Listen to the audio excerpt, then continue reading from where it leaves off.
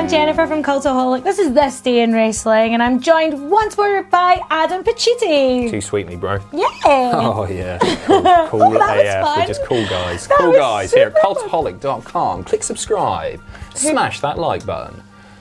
What happened today, Jen? Today, May 26th, we are going to go to 1996 for...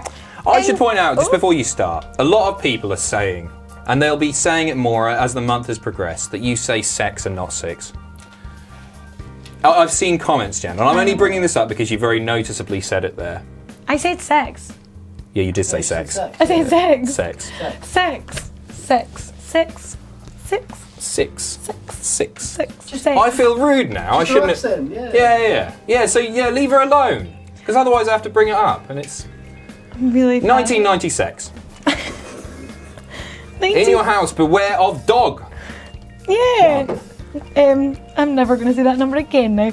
Beware of dog 8, because I can say that, can't I?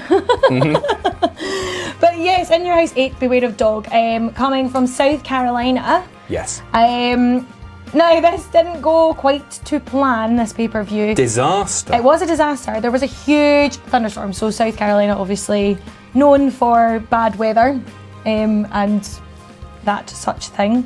When it's obviously that season. Basically caused all the power to cut out during this pay-per-view. So people only got 2 matches. Yeah, in the arena, they got to see everything just because of emergency lighting, but it wasn't good enough for the TV audience. They lost transmission, or they had to cut it. Yeah. I believe during Savio Vega's entrance for his match with Steve Austin, which was a strap match, which they then had to redo. The good news is that, like, as way of an apology for this, for the people that bought the pay-per-view, WWE 2 days later would do in your house 8, beware of dog 2. Yes. And run the show basically. But never run South Carolina again for a pay-per-view. I think that's so interesting. They've never done a pay-per-view in South Carolina since. Bitter Vince, that, isn't it? Bitter Vince. Yeah. A production disaster. It's not a bad show either. Apparently the matches are good, but you can find clips of the matches, fan cam footage online. Yeah, it's quite interesting to see. But just a bit of wrestling that in its well-produced form we'll never see. Yeah. Fascinating. No, to be honest, I thought it was actually just a full power outage. No, I think they had... But it must have just been the satellites. Yeah, the TV stream. They didn't have any cool strobes or anything like that. It was just basic house lighting. So the paying audience did get to see it, but not the paying audience at home. Suckers. 2006 what is 2006? She nailed it. She's got it. Whatever. Bobby Lashley defeats JBL in 82 seconds for the US title on SmackDown. Nice. However, short-lived. Yep. Short-lived, as Rey Mysterio would come out and defeated JBL to retain the World Heavyweight Championship. Yeah, so Rey was the champion at the time, and then he beat JBL after JBL lost his title to Lashley, who of course has returned fairly recently at this point. Yep. Good. And then JBL pissed off for ages, didn't he? He retired for 18 months until WrestleMania 25. Yeah. But yeah, that's poor JBL. That's not a best. And interestingly, Rey Mysterio would go on to retire JBL from full-time role at WrestleMania as well. There you go. Yeah. History. In a very short match for the IC title. Oh, history repeating. I don't mind JBL's work on commentary too much. No. I think he transitioned to that role fairly well. JBL, the character's good, but I'm glad that he's not competing anymore. Yeah, I wasn't a fan of the wrestler. Well, you're not? I didn't even know it was him. Like, there were a few guys that, when I started re-watching wrestling, I didn't even know. Like, JBL was one, because I just knew him as Bradshaw of the APA. Oh, yeah. But, yeah. I had no idea that John Bradshaw Layfield was the same man. No. Little anecdote there. There you go. Master of disguise. Right, 2008. Oh, 2008. This is kind of Is this another bad one? Desperate? No, it's just desperate. Vince McMahon announced that he would give away $1 million. $1 million Mania! Every week. No, in total. Yeah.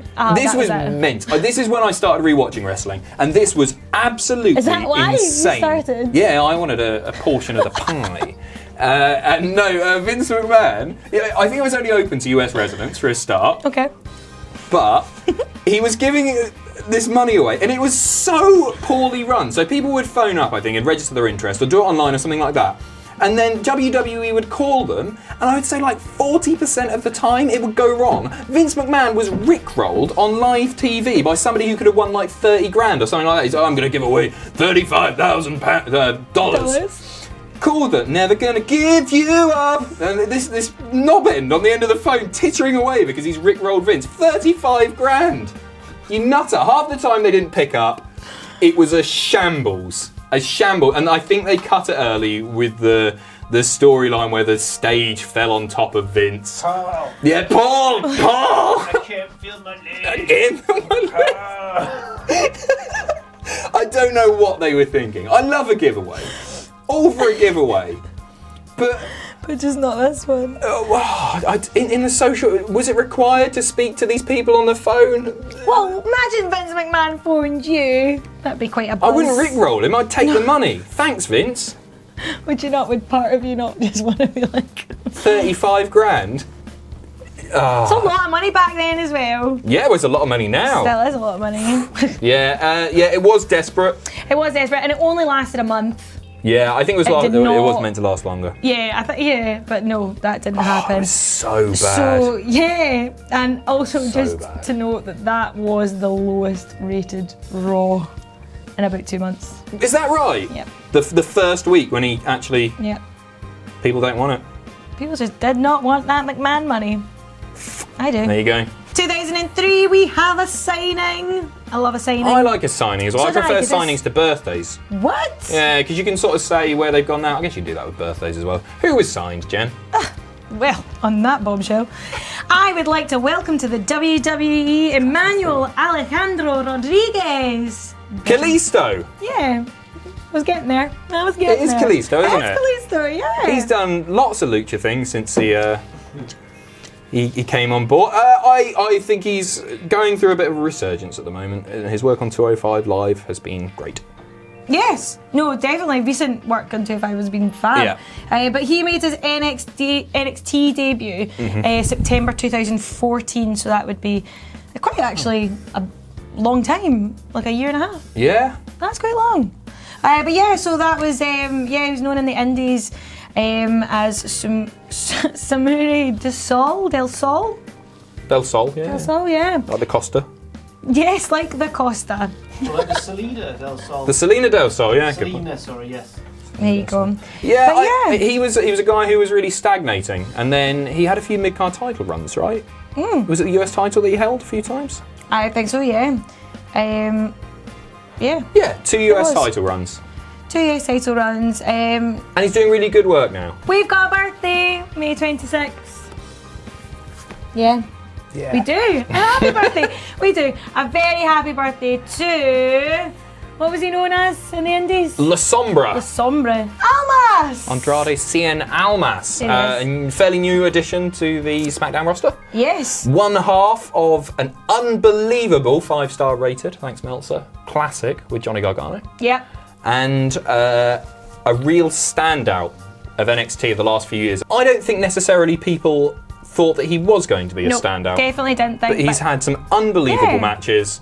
A really good NXT champion. Yeah. And I didn't see it coming. No, me neither. And I thought, like, obviously the input from Selena Vega. Like, Selena Vega's fantastic. That's helped a lot, I think. Yeah, she's a really strong heel manager. Yeah, and a pairing she's that great. works very, very well. Jack put this really well, and I don't know if he'd like me to say this, but I think I've already said it on video. He's like Alberto Del Rio, but good. He is, isn't he? Better. I'll say better. He is. Yeah. Yeah. I really like his character. Yeah. No, I do. I'd be interested to see how he's going to get on in SmackDown. Yeah, he's a guy that could get lost in the shuffle. That's all that thing I'm worried about. Especially with such a stacked roster right now. You've got so many guys that could be touching that main event scene. But Almas, don't worry about that. It's your birthday today, so yeah, you relax. have an amazing day. It's probably wrestling still today, but... Probably, what a trooper. But take a bit of time off. Yeah, enjoy. So that was this day in wrestling, and you can follow me on Twitter here. If you like what we do at Cultaholic, you can support us by pledging to our Patreon, patreon.com/Cultaholic. And most importantly, don't forget to hit subscribe and join us.